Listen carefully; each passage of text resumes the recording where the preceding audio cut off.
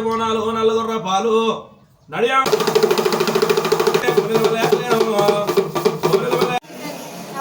బండి మాయాల బండి బండి 2 years నుంచి అనుకుంటున్నా ఐలోని కోరెలకి వెళ్ళాలి అనేసి ఫైనల్ గా ఈ రోజు అయితే వెళ్తా ఉన్నాము. మనం అనుకున్నప్పుడు ఏది కాదు కదా, టైం వచ్చినప్పుడే దేని రోజుల్లో అందరం కొబ్బరికాయలు కొట్టేస్తున్నాము. ఎవ్రీ ఫెస్టివల్ కి ఎవరు కొబ్బరికాయ వాళ్ళే కొట్టాలి అనేసి అంటాడు మా మామయ్య అయితే. మా వాళ్ళు అయితే గొల్ల దేవతలు అనేసి పిలుస్తారు ఐలోని కోరెలని. సంక్రాంతి నుంచి అనుకుంటున్నాము వెళ్ళాలి అనేసి, బట్ ఉగాదికి ముందు అయిపోయింది వెళ్ళడం అయితే. అంటే సంక్రాంతి నుంచి ఉగాది లోపు చాలా మంది వెళ్తా ఉంటారు. ఇంకా మేమంతా ఇంట్లో పని చేసుకుని మేమైతే స్టార్ట్ అయిపోయాము. మా ఊరికి ఒక స్పెషాలిటీ ఉంది ఏంటంటే, మా విలేజ్ కి ఎవరు వచ్చినా మేకప్ ఫ్రీ. మా ఫ్రెండ్స్ నా పెళ్లికి వచ్చారు. ఏంటే బాబు ఈ మేకప్ అసలు ఇష్టపడతలేదు అనేసి అన్నారు. మేకప్ అంటే ఏంటి అనుకుంటున్నారా? వెహికల్ ఆపగానే వచ్చి మన ఫేస్ పైన మంచి అప్లై చేస్తుంది. పౌడర్ ఎట్లా వేసుకుంటామో అట్లా పడుతుంది. ఆయన మా విలేజ్ కి రావాలన్నా కూడా వెహికల్స్ అస్సలు ఉండవు. ఆ ఆటోల కోసం వెయిట్ చేయడం కూడా ఎంతసేపు వెయిట్ చేయాల్సి వస్తుంది అంటే, మంచిగా ఇరికిచి కూర్చోబెడతారు. అప్పటి వరకు కూడా కదలరు. మేమైతే ఆటోలో జర్నీ చేయడం చాలా తగ్గించాము విలేజ్ వరకు. పొలాలు మాత్రం ఎంత బాగున్నాయో కదా, ఆ సైడ్ ఈ సైడ్ పొలాలు మధ్యలో రోడ్డు చాలా బాగుంది కదా. మేమైతే ఐలోనికి రీచ్ అయిపోయాం. ఇక్కడ యాక్చువల్ గా అయితే ఐనవోలు ఊరినేమో ఐలోని మల్లన్న అనేసి ఊరికే పెద్దవాళ్ళు చెప్తా ఉంటే మనకు కూడా అదే అలవాటు అయిపోయింది. నాకనే కదా ప్రతి ఒక్కరు అలానే పిలుస్తా ఉంటారు. ఇది కదా అసలు ఫీలింగ్. ఒకప్పుడు జాతర వెళ్తున్నా అంటే బస్తాలలో కట్టుకొని వెళ్తే ఆ ఫీలింగే వేరే లెవెల్ కదా. ఓన్ గా వెహికల్ మాట్లాడుకుంటే ఇవన్నీ కనిపించేవి కాదు. బట్ మేమైతే వెహికల్ మాట్లాడుకుని రాలేదు, బస్కే వచ్చేసాము. మనం ఐలోనికి రీచ్ కాగానే ఒకటే వైబ్ ఉంటది, వినండి అదేంటో.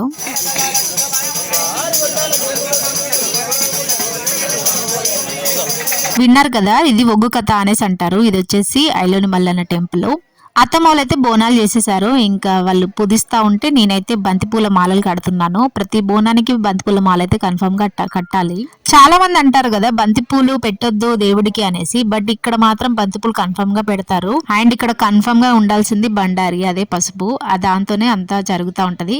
ఇక్కడ మెయిన్ గా పచ్చ అంటారు. పచ్చ అండ్ పసుపు, తెల్లబిండి, కుంకుమ అంతగా యూజ్ చేయరు, కానీ పసుపు అయితే బాగా యూజ్ చేస్తారు. పసుపు బుట్నే ఎక్కువ యూజ్ చేస్తారు.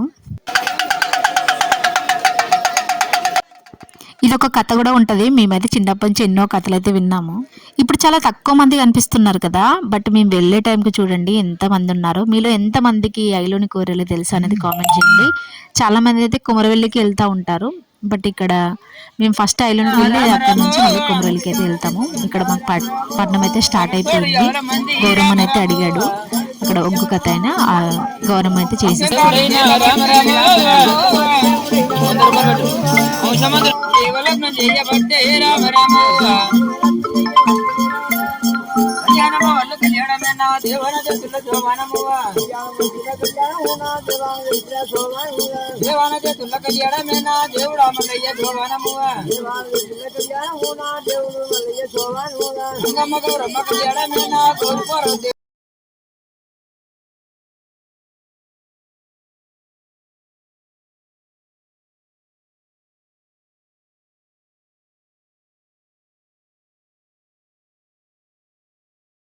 తెచ్చినారే బాలమల్లే సైగా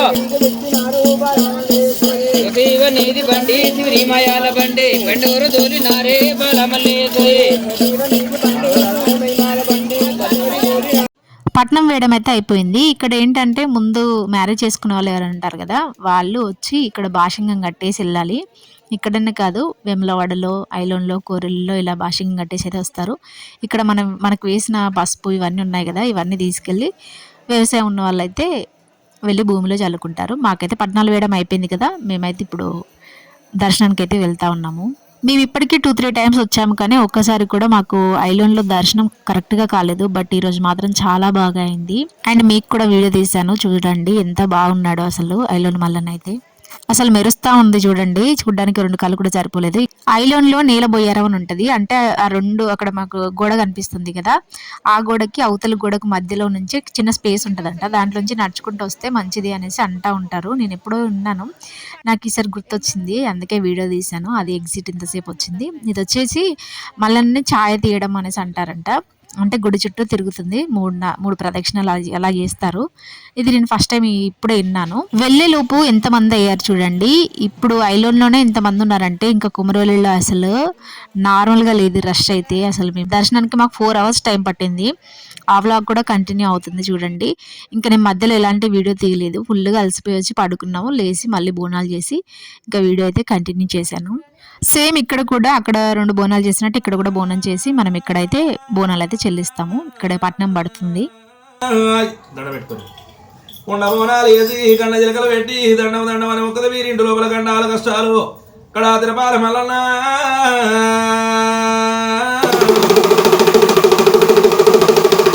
పుట్టింది బుధవారం, కోరింది ఆదివారం, ఆదివారం నాడు ఆనందమైతున్నదయ్యా.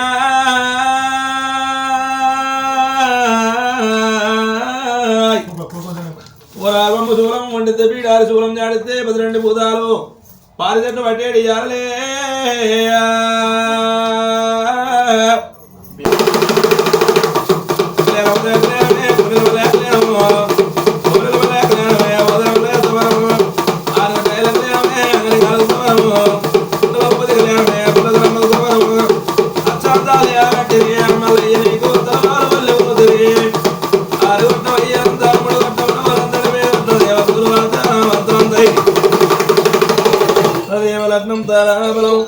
కొమరవెల్లికి వస్తే ఏదో ప్రశాంతంగా ఉంటుంది నాకు. షార్ట్లో కూడా చెప్పాను కదా, నేను ఇప్పటికీ 3 times వచ్చానని చెప్పాను కదా. నేను ఏది అనుకున్నా అది అయిపోయాయి. ఐలోని కానీ కూరెల్లి కానీ. ఐలోన్లో నిద్ర కూడా పడుతుంది మంచిగా, అంతమంది జనాలు ఉన్నా కూడా.